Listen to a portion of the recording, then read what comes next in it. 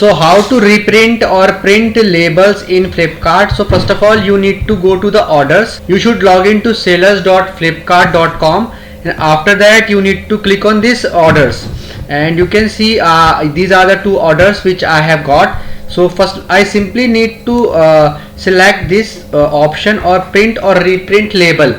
So just tap on this reprint label, and just tap on this once, and your label will be downloaded here. You can see my label is downloaded here. It is very easy to reprint label from here.